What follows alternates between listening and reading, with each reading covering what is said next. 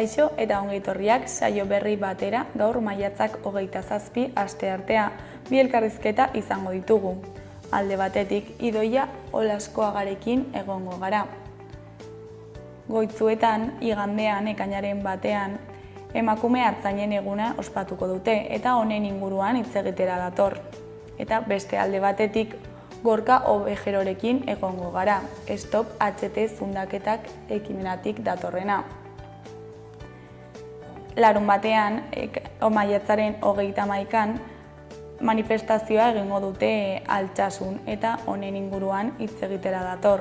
Baina bi elkarrizketa hauekin hasi baino lehen, goazen gure betiko edukia ikustera.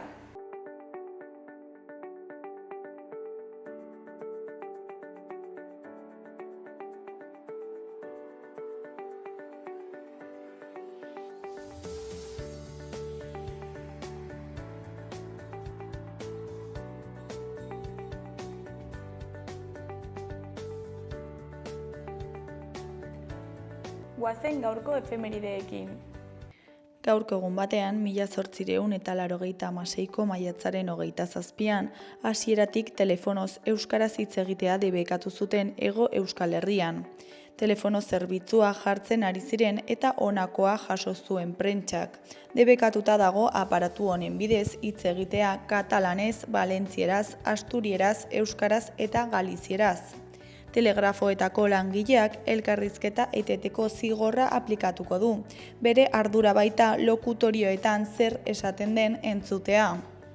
Urte batzuk geroago, 1931ko maiatzaren 27an, Ate Gorrietako sarraskia egin zuen Guardia Zibilak Donostian, 7 langile tiroz hilez. Egun berean baina 1980ko maiatzaren 27an, Lizarragan Mikel Arrizurieta Balda Artzain Uztegiarra hil zen Espainiako armadaren obus baten leherketaren ondorioz. Urte batzuk lehenago Etxarri Aranazen ere familia oso bat hil zen. Armadak Handimendin utzitako obus bat txatarra zelakoan etxera eraman eta bertan lehertu zitzaienean. Eta bukatzeko 2000ko maiatzaren 27an istiluak Bartzelonan Espainiako armadaren desfilearen aurkako protestetan. Indar armatuen egunen karietara Espainiar armadak Bartzelona alderik alde zeharkatzea zegoen programatuta. Hainbat eragilek desadostasuna adierazi zuten eta aste osoan zehar ekimen antimilitaristak egin zituzten. Desfilearen egunean poliziak milaka lagun bildu zituen manifestazioaren aurka egin zuen istiluak eraginez. 10 atxilotu eta 100 manifestari zauritu zituen poliziak.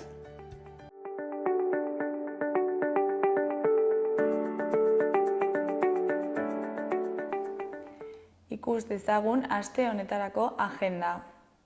Maiatzaren 29an, osteguna Palinpestoa liburua aurkeztuko du Jose Austin Arrieta egileak.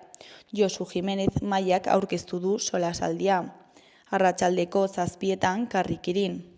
Baina gu, ni bezalakoak edo antzekoak isiltzen baldin bagara, irabazleen errelatoa gailenduko da. Horra arazoa.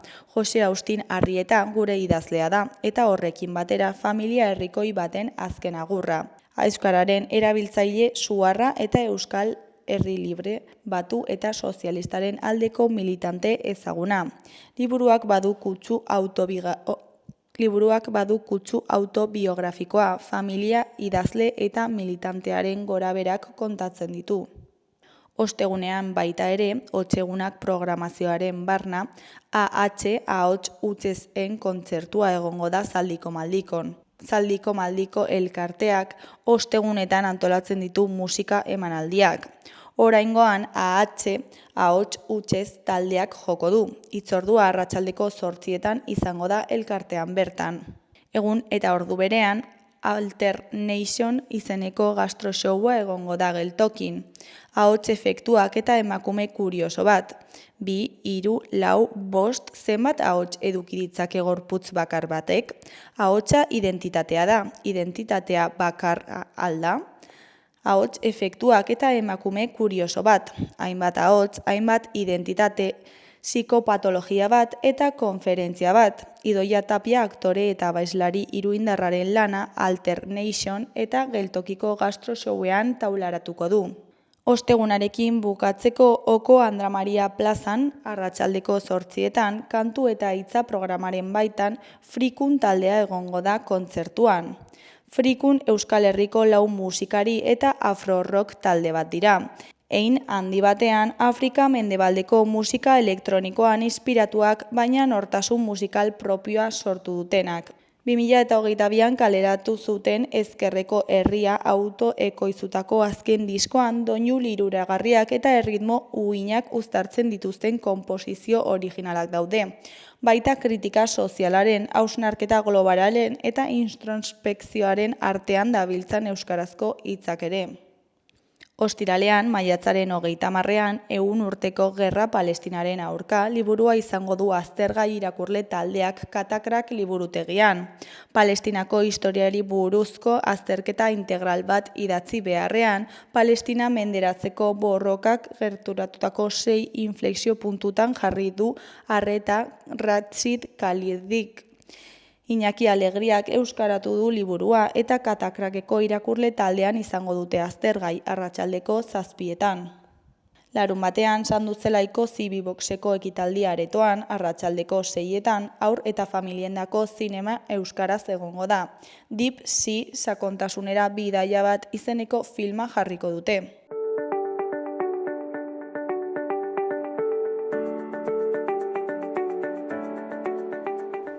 Ikus dezagun gaurko egunkarien azalek zer dioten.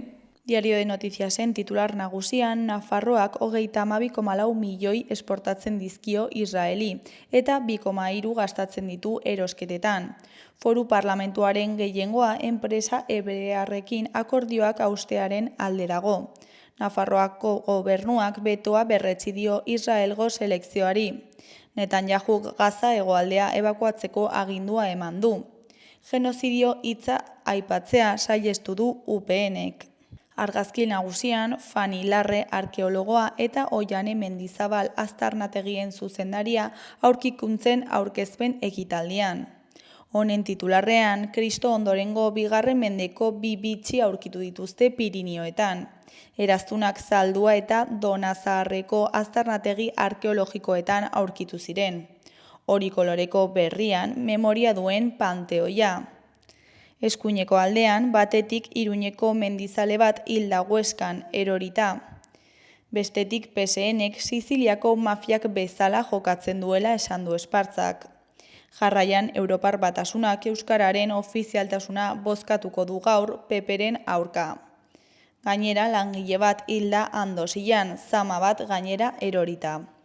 Ondoren, UPNek eta PPek tuterak fusilatuei omenaldia egitea arbuiatu dute.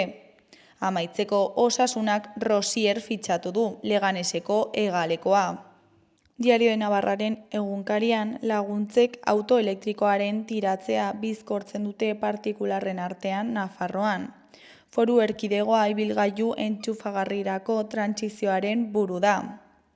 Argazki nagusian, biktimen senitartekoak Sifa ospitaleko gorputegira joan dira. Leku aldaketarako pertsonak babesten ziren eskola baten aurkako erasoaren ondoren. Honen titularrean, Gaza etengabeko tragedia.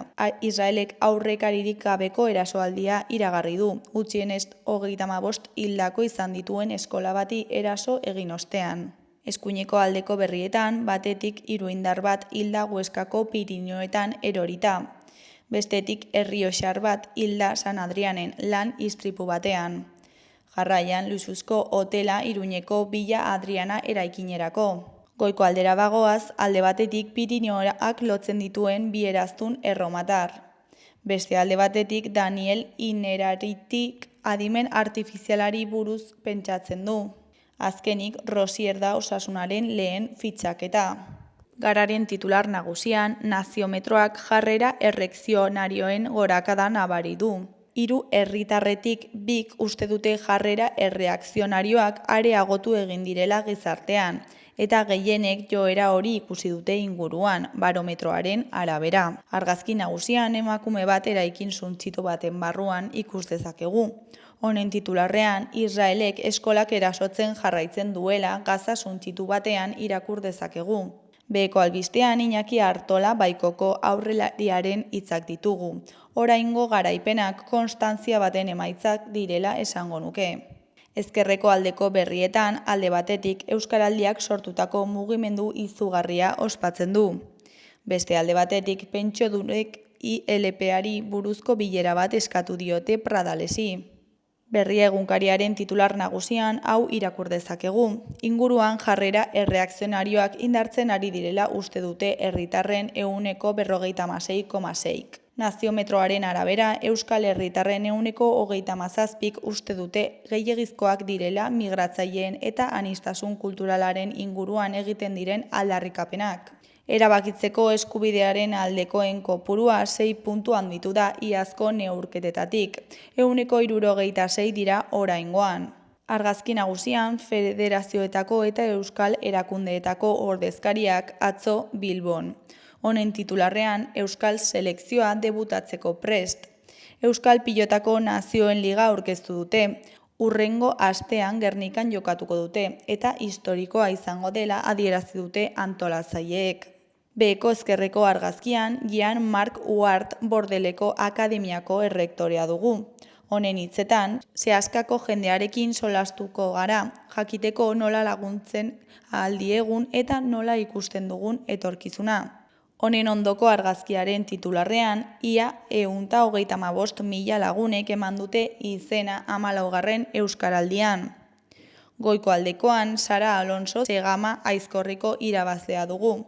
Honen arabera, bukatu arte ez nuen asko gozatu. Eskuineko aldeko lerroburuetan, batetik Europar Batasuneko funtzionario talde baten arabera, batasuna ez da behar beste saiatu Israel geldiarazten. Bestetik langile bat hilda Andosillako elikagai enpresa batean, karga bat gainera erorita. Jarraian, Galdaokoko bilaldiak bete egin ditu helburuak, oso nota onarekin. Bukatzeko Xavier Mendiguren idazlearen hitzetan, nahi nuena idatzi dut autozentsura gutxirekin.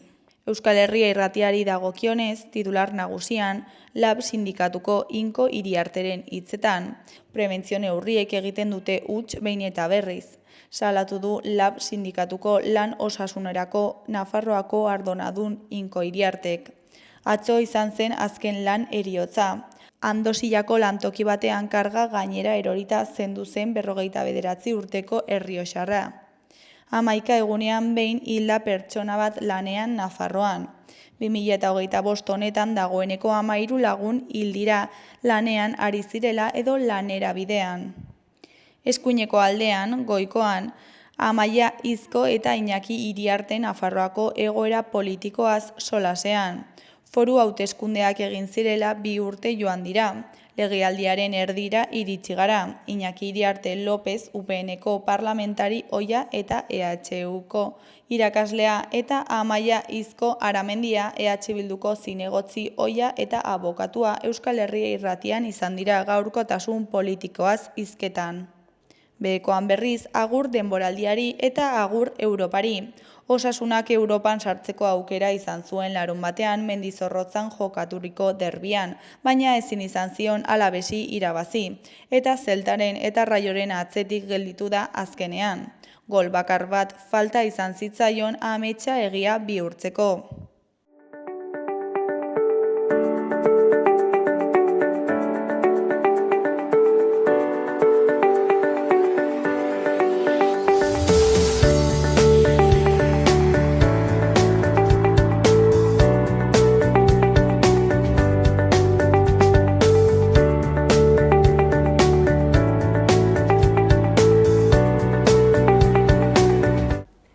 Kaixo, hasieran esan dugun bezala, orain Idoia Olaskoagarekin gaude. Kaixo, zer moduz? Egunon, ongi. Pozten naiz, eta hemen zaude, ekainaren batean emakume hartzaien eguna ospatuko duzuelako, ezta? Hoxe. Azaldu iguzu pixkat zer den eguna, zertan datza. Aurten 4. urtea eginen dugu. Hasi ginen pandemia garai hartatik atera ginenean, 22an, Lekun Berrin ospatu ginen Larraun Bailarako emakume hartzaileen eguna lehenengo aldiz. Egia esan, urtetik urtera, emakume hartzailearen eguna joan da, nik uste indartzen, sendotzen. Emakume hartzailea egon da nolabait ere etxean sartua, hartzailea izatea dator ardi eta zain hitzak elkartuz. Zaintza da emakumearen gain izan duen ardura, lana, eta horregatik zainketa lanak etxean egin izan du dira, baina egin behar duguna edo pentsatu genuena garai hartan zen, munduari esan, emakumea eta hartzailea bizi izan du dela, iritsi izan du dela orain arte.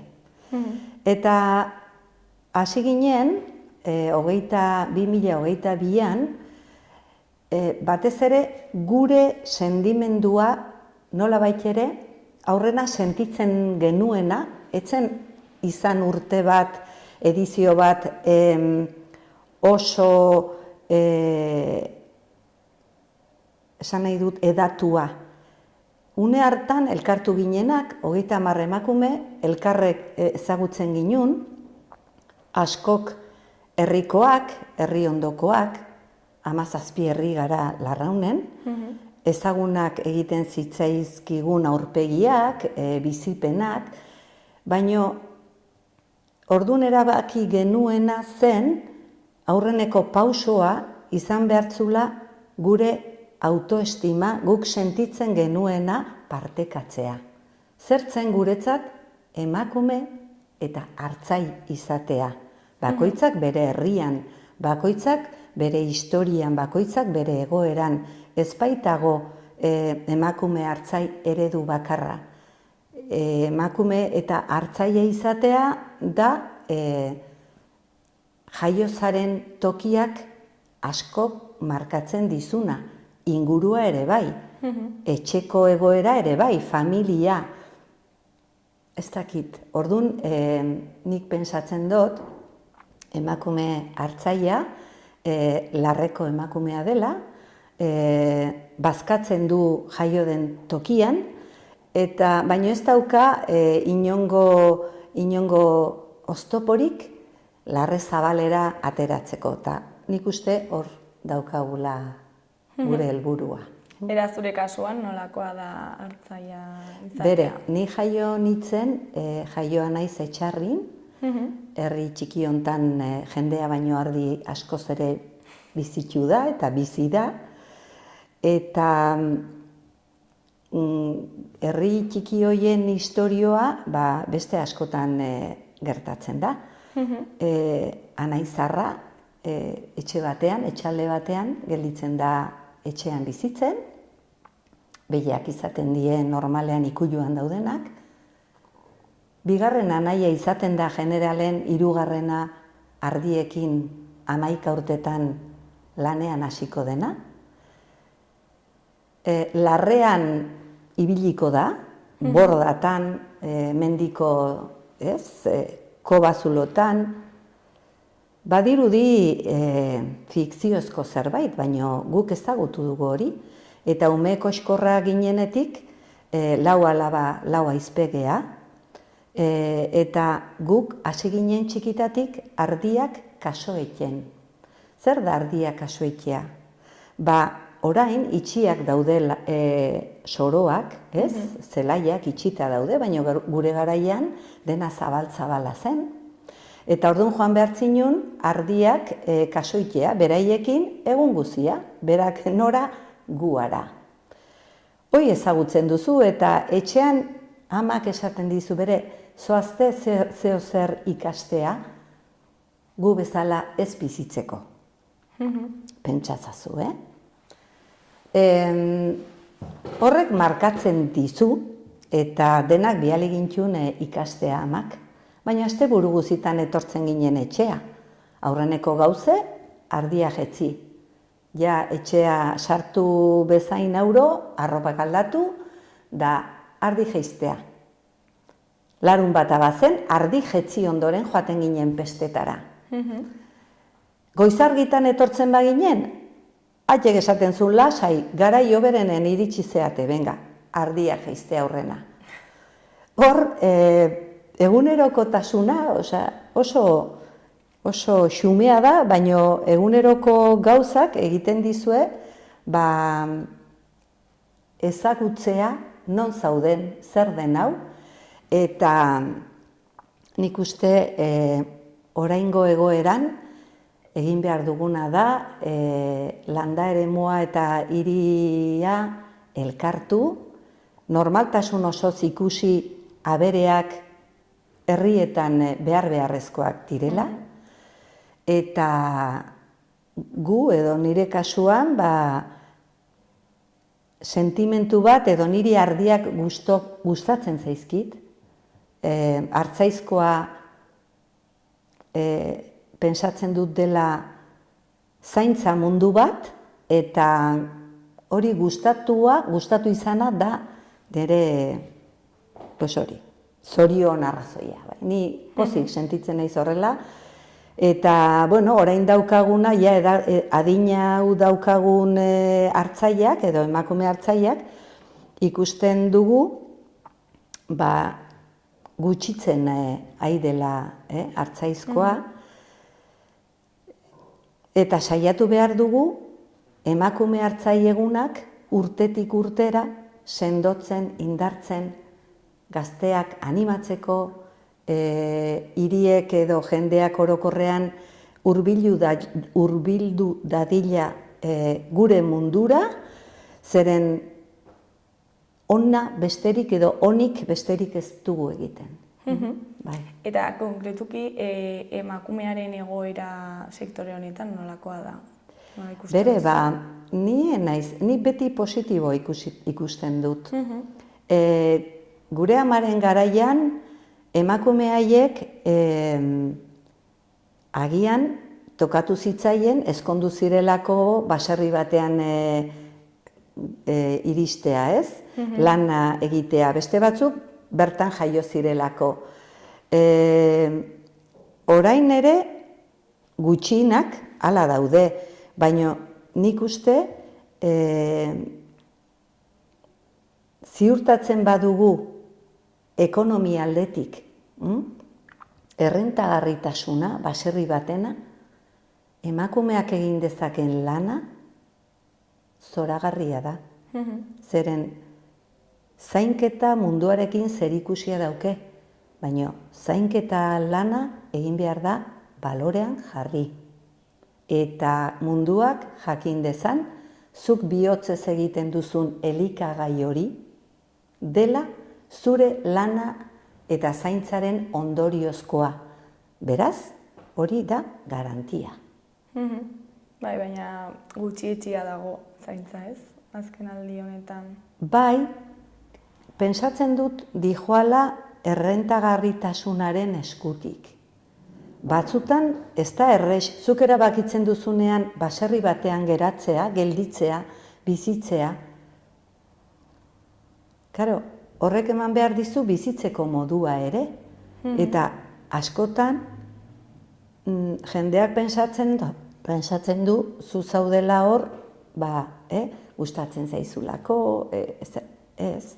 Zauden arrazoiengatik, baina ez badu jendea bizi den tokia, jendeak, hau da, hiriak, herri handiak, ez badira hortaz konturatzen, turismoa etortzen zaizu, baina ez da iristea bakarrik, ez da Google bezala nola iritsi. Nola ezagutzen duzu, jartzen dizu bidea.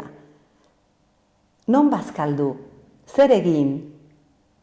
Zu bestaldean zaude, eta egunero galdetu behar duzu. Gaur iritsiko zaizkit, zenbat? 2, 4 baserrira? Sare sozialetan ez gaude oso trebe, baina denboraren poderioan edo denbora pasatzen den heinean, zure lana gustukoa bada eta egiten duzuna jendearen gana iristen bada, hor sortzen da binkulo bat. Horregatik, gure lana dago lotuta feriekin, azoketara joatearekin, hor egiten duzuna jendeak ezagutzen du, dastatzen du, eta hor nolabait ere elkar ezagutza garantizatzen duzu. Eta honi, pixka bat garrantzia emateko ere egin duzu egun hau, ez? Jakina baietz. Bigarrena egin ginuen Arriben, Araitzen, Araizbeteluko emakumeekin.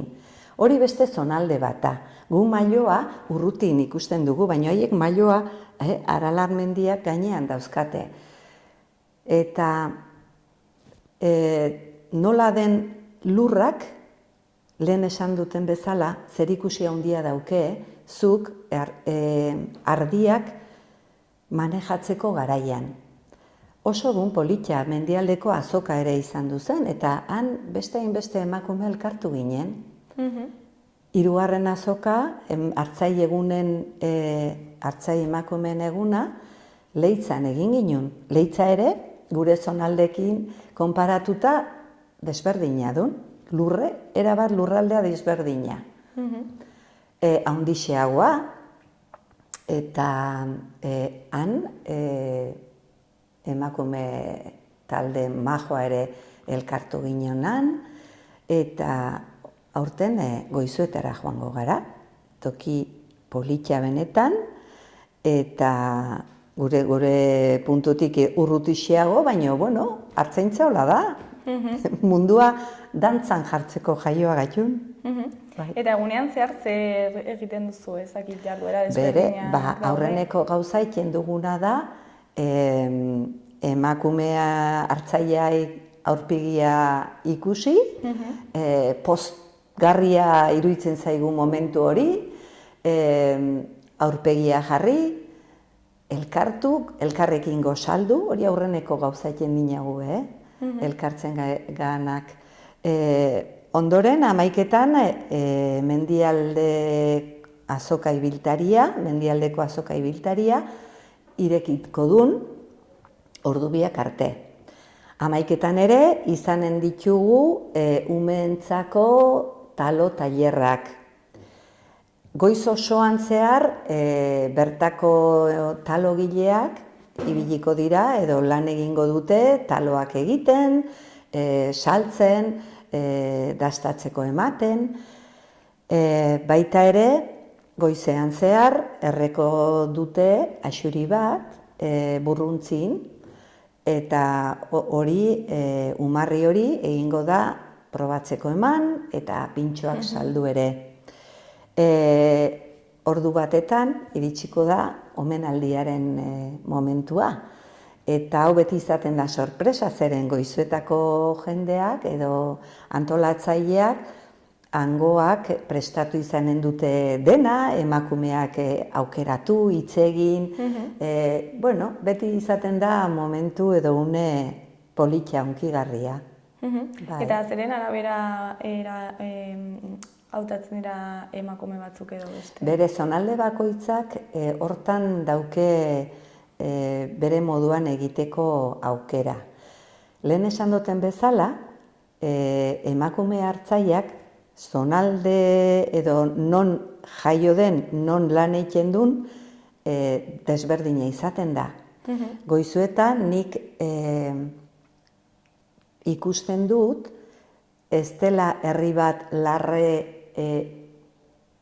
handikin, baizik eta mendian, eta han, Leitzaren moduan, baserrian, mendiko baserriak asko izanen ditun. Bizitzen dira herritik pixko bat urrunago. Horrek ze esan nahi du? Seuraski hango emakumeek egin izanen dutela ardiak eta gaztak etxean eukitzeko, bertako bizilagunei saltzeko, tabernak.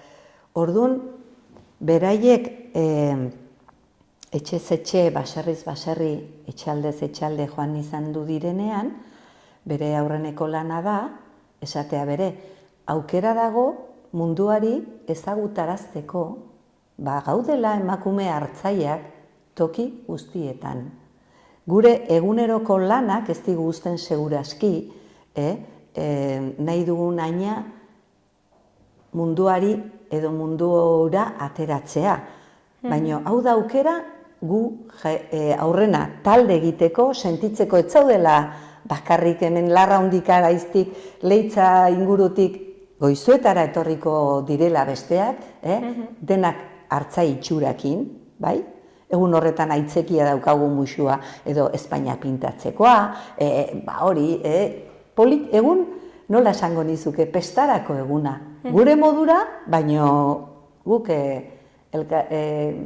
ezagutzen dugu zer den hori, ez? Orduan, segurazki, aukera izanen dute, animatu nahi izan duden guztia, aukeratu izanen da eta izan da adine edo hartzaizkoan edo baserri munduan edo salmenta zuzenean denbora gehien daraman emakume hori, herriko plazan, ezagutu duten emakume hori, eta horrei tokatuko zaio egun horretan guztien izenean opari bat edo bisita hartzea. Hori da politena. Eta gainera jasoko du aurreko urtean gomendioa izan den. Eramaten ditugu ordezkariak, ez? Herri edo zonalde bakoitzetik, ez? Larraundik segurazki joango da Izaro, Izaro da Nikasi emakume hartzai, denbora pila bat plazaz plaza, herriz herri saltzen ibili izan du dena, gure amarekin, Elena Etxarrikoakin, horiek ziren hiru emakume, hori, adinangatik elkarrekin lan egitea tokatu izan du zaienak, baino hori bat joan behar izaten du eta Nikasi joango da bere bilobarekin. Araiztik ere, joanen da Aintxoneako gazta Maiderren alaba, eta hori izango da Araize Beteluko emakume hartzaien ordezkaria. Leitzatik ere, joanen da, hori joan den urtean, Gorritz etxeko Andrea, Gorritz Basarriko etxeko Andreari eman zitzaion, eta horren iloba edo familikoa joango da ordezkari bezala. Eta han elkartuko gea goizuetako emakume hartzaiekin. Eta gero esan duzu ere bitartean edo ere egongo dela Mendialdeko azoka ibiltaria. Bai, Mendialdeko azoka 6 urte dauzkeia martxan, hori ere emakume hartzaien eginkizun hau pentsatzen hasia zen, hau dena mamitu zen Abelarte nekazari elkartean, hasi ginen prestatzen azoka ibiltariak, ez urtero toki batean, hori egiten da, baina urtetik urtera, hor daude udaletxeek aukera ematen, bai Leitzekoak, Larraungoak, Araizkoak, Basaburukoak, Imozkoak, urtero aukeratzen da herri bat, azoka ibiltari hori, Mendialdeko azoka ibiltari hori hartzeko edo egiteko. Eta hasiko da ere 11etan goizuetan. Eta ze produktu mota aurkitu ditzazkeo? Hemen produktuak izaten dira norbeak egindakoak. Egongo dira elikagaiak, bai gaztak, arrautzak, mota askotako goxokiak, ze esango nizuke, eta gero elikagaiak ez diren gauza asko ere bai, baina hori behar da artisauak, eskuakin egindakoak norberak saltzen ditunak. Hor dago koska eta hor dago aberastasuna. Eta, eguna igandean izango da? Igandea, beti igandean egiten dugu. Eta zer da honetaz espero duzuena? Bere, esan duten bezala, egun hau urtetik urtera joan da indartzen, eta batez ere etortzen da, izaten da, elkar bisitatzea edo zonalde bakoitzeko landa etxetatik, ez dakit, igandea pasa etortzen diren jende hoien elkartzeko puntua izaten da. Eta egun polita, goiza izanen da seguraski, hori, denetati dau, elikagai naturalak, ez da hori suerte bat izatea, zeren zaintzak, gure zaintza lanak hori du, elikagai natural eta garanti osokoak. Eta oraingo mundu honetan ez da errex horrelako janariak aurkitzea. Gauza bat da jan eta bestea da elikatu. Eta baserritik elikatzen bazara, baduzu gehiena egina. Natura zure eskura. Nabaritzen da gustatzen zaizula, bizitzea eta baloratzen duzula, ez? Bai, nik uste denak orokorrean bilatu behar dugula bizia ematen digun zerbait.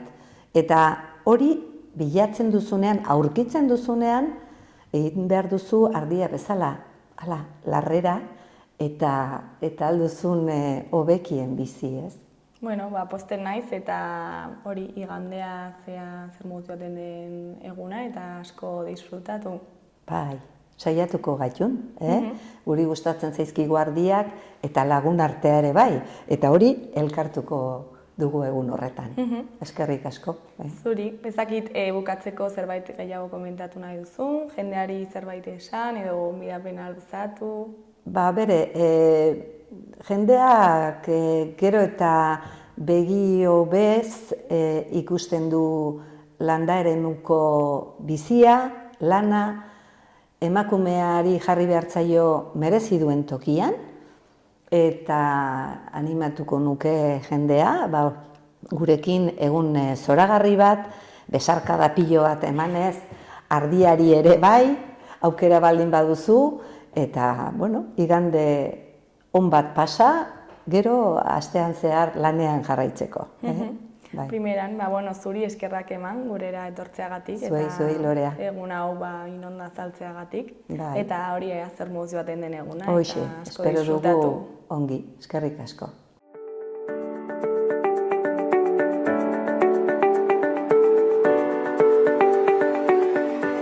Gaurko eta biharko guraldiaren iragarpena ikusiko dugu orain. Gaur asteartea eguzkitsu eta temperatura maximoen igoera nabarituko dugu. Temperatura maximoen igoera nabariagoa izango da barnealdean, non 24-25 gradu ingurukoak izango diren. Kostaldean 21-23 gradu ingurukoak izango dira maximoak. Egun sentian behe-lainoa izango dugu bailara batzuetan eta gainerakoan zerua hodei gutxirekin egongo da.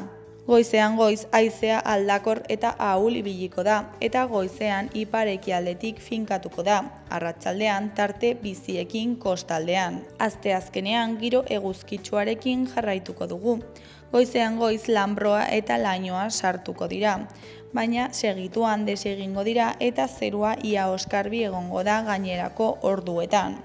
Temperatura maximoetan ez da aldaketa handirik izango eta iparraldeko haizea ibiliko da.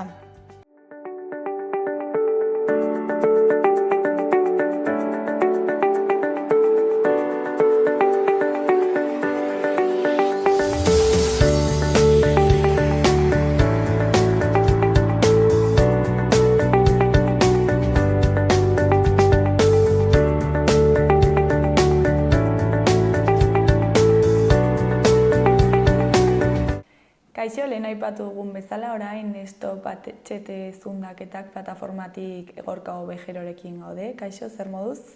Oso ongi, eskerrik asko gonbidapenagatik. Zuri beti bezala gurera etortzeagatik. Eta, asteburuan, 31an larunbatarekin, okerez ganago, manifestazio bat egingo zuen, mobilizazio bat Altsasun, ez da?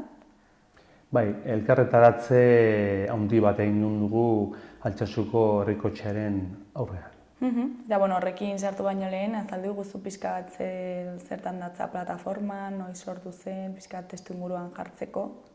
Bai, bueno, badakizu HTren borroka luze doala, eta hainbat antolakunde egon izan dira 32, 33 urte hauetan zehar, ezta?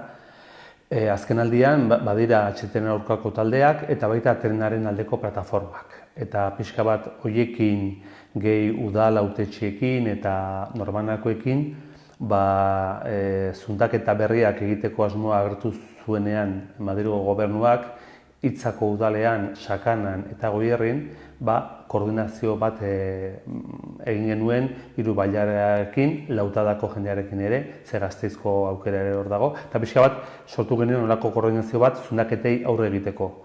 Gure iduriko zundaketak obren hasiera baitira. Eta zeintzuk dira zuen arrazoiak honen aurka agertzeko? Bueno, HTek guretzako ez du inongo zentzurik, oso garestia da, ez du benetan lurraldea saretzen, oso abiadura handian, hiri handiak lotzeko bakarrik balio duen trena da, merkantziarik eramango ez duena, PNV eta gero abaik gezurretan aritu ondoren urteetan, ze ja demostratu da ez duela eramango. Eta orduan guk aldarrikatzen duguna da, lurraldea saretuko duen trena erabiltzea, triskantza ekologikoa saihestuko duena, eta gaur egungo trenbideari iaia paralelo joango litzatekeen plataforma berri bat egitea ez duela zentzurik. Gainera, inbertsio honek ekarri duena da ohiko trena modu batean abandonatzea, ez? Hori da.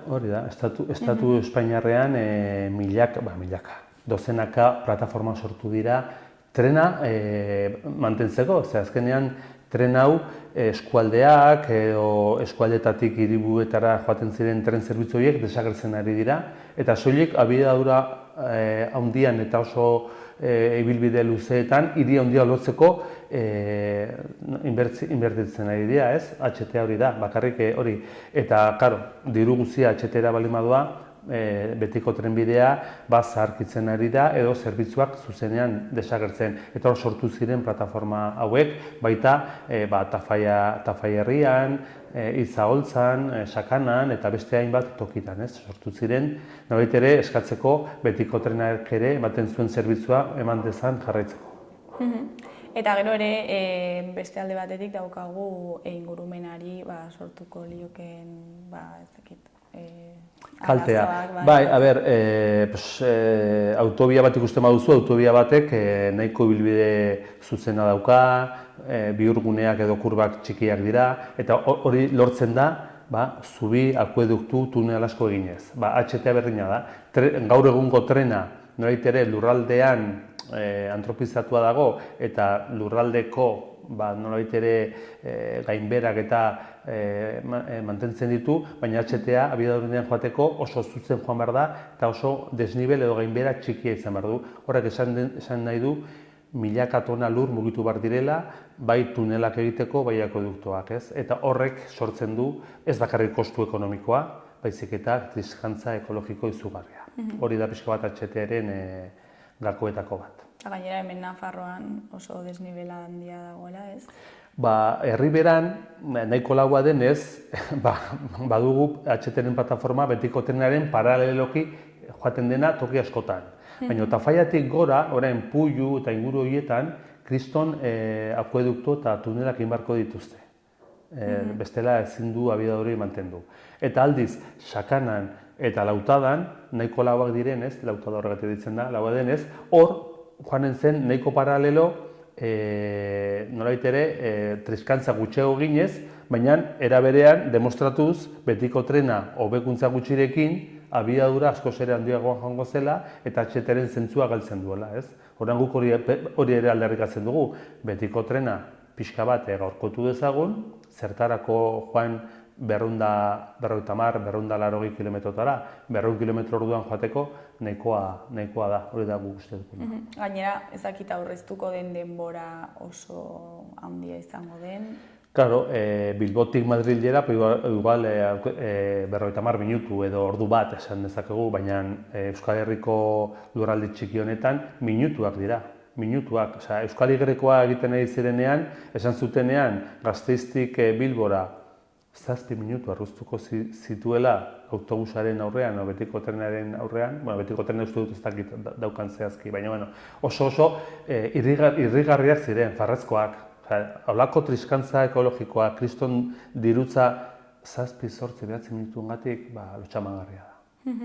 Eta gainontzeko estatutako plataformak, ezakit haiekin jarri zarete kontaktuan, edo ezakit Italiako edo Frantziako beste herrialde batzuetako plataformekin? Ez, gu beti Euskal Herri mailan koordinatu gara.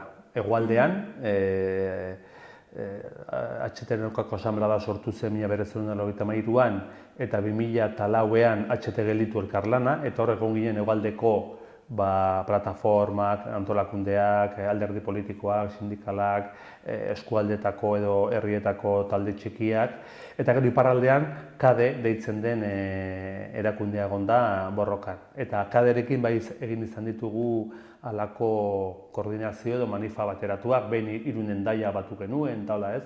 Baina iparraldean ja, HT bertan bera gelditu zen 2052 urte arte gutxienik, uste dugu betirako, baina 2052 arte, eta aldiz hegoaldean, Euskal Autonomia Erkidegoan nahiko aurreratua daude obrak Euskal Y-koari dagokionez. Batez ere, azpiegitura, akueduktoak, tunelak, hori kostuaren 55-60 da.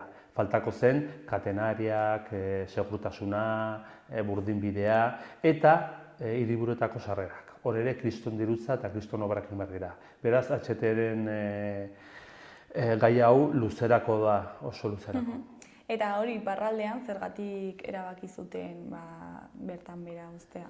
Estatu frantziarrean desberdina da finantzazioa hemengoari kenduta. Hemendik Madrilek nolabait ere egiten du gastu guzia. Madrilek zergak batzen ditu eta gero berak HT-ari dagokienez berak egiten du obraren gastu guztiak. Nafarroan eta Euskal Autonomia Erkidegoan gure zergak batzen ditugunez, Euskal Autonomia Erkidegoan Euskal Gobernuak aurreratu duela dirua eta Nafarroan ere pixka bat, gero bueltatuko dena kupoaren bidez, ez? Baina iparraldean edo Estatu Frantziarrean aldiz eskualdeko mankomunitateek ordaindu behar dute ere obraren zati bat. Horrek esan nahi zuen iparraldeko mankomunitateak ordaindu beharko lukeela zati handi bat. Orduan, karo, ja zure diru zati handi bat HT-reneko joango zen. Gaur egun, hango trenbidea kostaldetik doa eta HT berria joango zen barnealdera, nekazaldurrak hartuz. Badakizu borroka handia dagoela iparraldean nekazaldurrak mantentzeko, turistifikazioa, gentrifikazioa, eta horan jende asko oso lanean dabil horren kontra. Orduan, HT proiektu berria esan nahiko luke, barnealdeko lur onak hartuko lituzkela eta iparraldeko jendeak oraindu beharko lukeela zati handi bat. Eta gero, iparraldeko sistema politikoan barrutiak dira oso barruti txikietan bozkatzen da pertsona. Orduan, oso gertukoa da bertako borrokari. Hemen, por ejemplo, Nafarroan alderdi politiko bat eta bozkatzen duzu lista bakarra. Han bozkatzen duzu barrutietan. Orduan, horrek esan nahi du ere politikoak askoz ere lotuako daudela herritar bere barrutiko herritarren sensibilitatea. Honekin guztiarekin esan nahi duguna da, iparraldean mugimendu politiko gehienak HT-ren aurka jarri zirela. Hemen gertatu ez dena, hemen alderdi politiko nagusienak alde daude.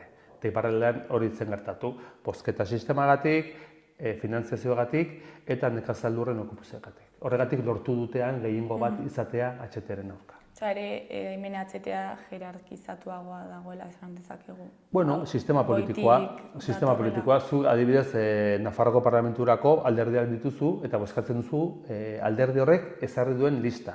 Baina imaginatu, Baztango eskualderako bozkatu baruzula alderditako jendea, baina Baztango ordezkaria. Eta Sakana eta Larraungoak, Sakana Larraungoa.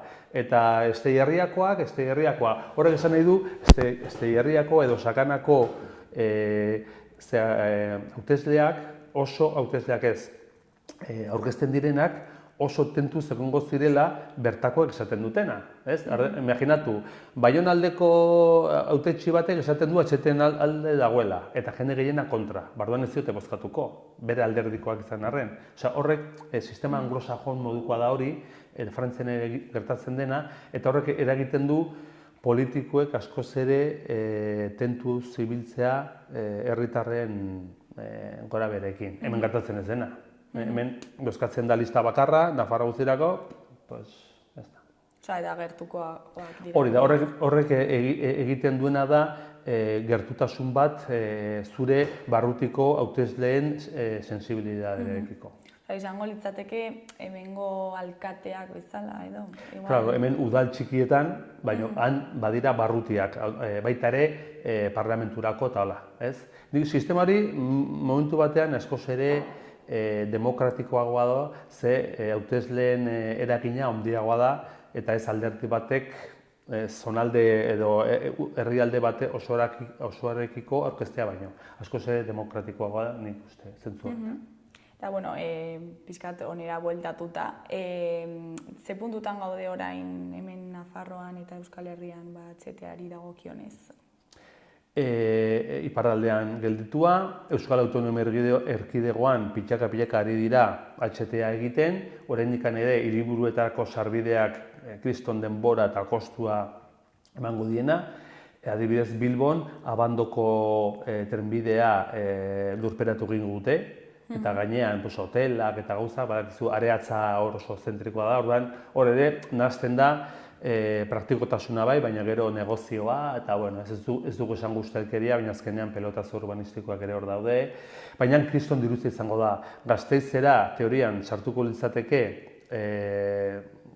lurretik, lurperatu gabe, horrek ere dakarran bizilagunen haserrea, eta Nafarroan etxabakoitzera eman nahi dute trenbidea, osea geltokia, eta Tuteran kanporatera, ez? Zuk imaginatu, bazua zabidera hundian HT-an, eta hiriko erdigunean utzi beharran uzten zaitu 7 kilometrotara, adibidez etxabakoitzen. Gero hartu behar duzu bilabesa bat, hartu behar duzu taxi bat, Tuteran gauza bera egin nahi dute. Orain Palentzian, Espainian, lurperatu beharrean, merkeago egiteko egin nahi zuten lurretik ekartzea, eta epaile batek esan du, ez, lurperatua zela proiektua eta hori egin behar dutela, ez? Orduan, ja ikusten dugu Estatu Espainiarrean, geroz eta diru gutxiago dutela HT-aren dako, gaina egiten duzun kilometro bakoitzeko urteko mantenimendua kilometroko 1.000 euro baino gehiago da, eta tunela izan da 4.000, horrek esan nahi du, zenbat eta kilometro gehiago, barruan mantenimendua izugarri igotzen dela, ez? Horren gure borroka da, momentu honetan, ahalik eta gehien atzeratzea HT-ren proiektua, ze geroz eta jasangarritasun gutxiago izango du proiektu honek. Eta esan bezala, asteburuan, larun batean elkarretaratzea egingo duzue. Zeintzuk dira pixkat honen aldarriak eta nola ikusten duzue? Bai, nolait ere, Iruñatik Iruñara HT iristen denean, iristen baldin bada, erabaki beharko dute Iruña Gasteizekin edo Ezkiorekin, Gipuzkoarekin, Goierrekin lotzea, ez? Orduan, hortarako aurretiazko azterranak dira zundaketak egitea, jakiteko lurra nola den. Orduan, Iruñatik aterata Oltza udalerrian egin omen dituzte ja ondela urte batzu, eta orain saiatzen ari dira, 2 urte atzeratu ditugu, euskaraz hitzan, gero Sakanan eta Goierrin egin dituzte zundaketak. Ja, maiatzean 2 urte egin ditu lehenbiziko zundaketak egiteko baimenak eskatu zituztela, eta udalerrien aurkaritzak eta herritarren aurkaritzarekin 2 urtez atzeratu dugu. Eta hori da pixka bat aldarrikatzen duguna, zundaketak eten izan ditugula, bai Otxobin, bai Zurdiagan eta bai Ataunen, eta larunbateko elkarretatzea horri begira da, ez? Zundaketak eten behar ditugula, eta legaltasun guztiekin egitera etortzen baldin badira, herritarren nolabait ere irmotasunak elitu beharko dituzkela. Esan behar ditugu, jendeak igual ez daki, badakigu, baina Izurdiagan ez zituzten baimen guztiak eta egiten saiatu ziren, Otsoben ez zituzten baimenak guztiak eta egiten saiatu ziren, Ataunen zuzenean baserri baten baratzera sartu ziren inongo baimenik gabe, alkatea etorri behar izan zenen botatzera, orain arte ilegaltasunean aritu dira. Eta Santano, Sustapen Ministerioko idazkari edo zuzendari nagusiak esan du, hemendik aurrera zundaketak legalak izango direla. Urgentzia ere beliko dute udal baimenen beharra ez izateko, ze udalek debekua ematen genuen, eta gero desjabetza temporalak edo aldi batereko desjabetzak egingo dituztela, bai sail pribatuetan eta komunaletan. Eta horrekin saiatuko dira zundaketa ja eguneko legalak egiten. Hori dela eta hasi gara hainbat mugimenduekin bat egiten zundaketa legal horien aurrean mugitzeko. Eta 31ko elkarretaratzea da pixka bat hori pixkat bizi mantentzeko. Eta zundaketa ilegal horiek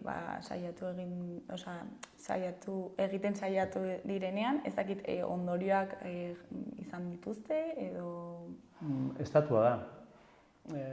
Lehenguan, gaur ni bete etortzen naiz Saganatik ez autopistatik, baita sekundariatik, ez? Eta hor dago Zuhastiko irteera hori, lehenguan joaten nintzen eta polizi auto batek egin beharrean buelta guztia zuzenean sartu zen. Hori isuna da, nor jarriko dio isuna poliziari, ez da? Berai gaizki egin zuten, hemen berdin, estatuari nork helduko dio isunak edo gelditzeko. Estatuak askotan egin izan ditu hori, enpresa bati ematen dio, baimenak ez dituzte, Izturdiagako zundaketan herritar andana bat joan ginen bertara, eta Furuzangoa agertu zen, ez gu babestera, ilegalki eritzen zundaketak, baizik eta zundaketa babestera. Ilegalki ari ziren zundaketa bat, ze Arakilgo udalak garbi eta garbi esan zien ez dutela baimenik eskatu udalean, eta beraz ezin zutela egin. Baina Foruzaingoa nor babesten ari zen enpresa, ez gu. Hori da egiazko egoera. Eta jende asko espero duzue larun batean? Bueno, borroka nahiko potx dago, urte asko dira eta nekea dago, gero obrak ere hainbat tokitan hasiak dira, Tafallaraino iritsi dira, Euskal Autonomia Erkidegoan aurreratuak, horrek ere esan nahi du mugimenduaren indarra ez dela Kristorena, baina Sakanan, Goierri eta Lautadan eta Hitzan, oraindik obrak eta Oltzan ere, obrak ez daudenez, espero dugu erantzun majua izatea. Eta orokorrean zer da espero duzuena? Larunbaterako edo... Bueno, adibidez, Altsasu hartzea ez da kasualidadez. Altsasu, nolait ere, Goierri Lautada Sakanaren erdigunean dago ez, pixka batzen dago, eta baita ere, geroa baik lurralde guzti hauetan geroa baik duen udal bakarra da HTren alde agertu dena. Sakana guztian, Hitzan, nik uste Lautadan, Goierrin omen dago udalen bat PNV-rena alde dagoena, baina Sakanari dagokienez Altsasu da udal bakarra HTren alde agertu dena. Eta hori ere, baliatzen dugu nolabait ere salatzeko Sakana baldintzatuko duen eta triskantza ekologikoa, eta harresi berri bat, Aralar eta Urbasandiako parke naturalen artean egingo den harresi berri baten alde dagoen udala dela. Pixkat horregatik guztiagatik, hartu dugu kokapenagatik, baina baita simbolikoki gero bairen udal bat dagoelako. Gorka, ja bukatzeko, ezakit zerbait gehiago komentatu nahi duzun, deialdia egin... Borroka ematen du hemen, eske zundaketa, baina zundaketen ondoren proiektua idatzi beharko lukete, gero alegazioak egiteko epeak, gero nolait ere horiek esleitu beharko lirateke, hau da, urteetako borroka dira, eta orduan, guk eskatzen duguna da, pixkat jende